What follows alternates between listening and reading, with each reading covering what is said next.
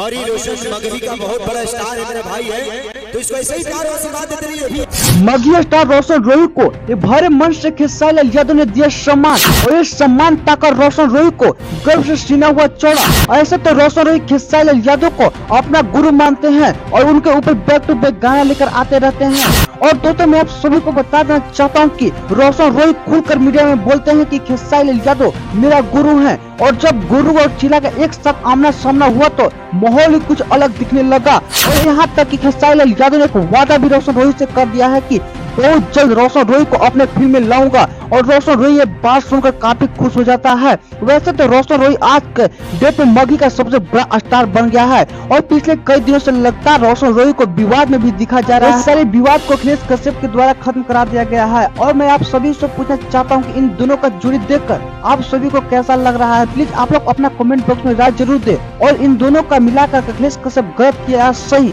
आप प्लीज एक कमेंट लगाइए। तो दोस्तों मिलते हैं नेक्स्ट वीडियो में, आज के लिए इतना ही।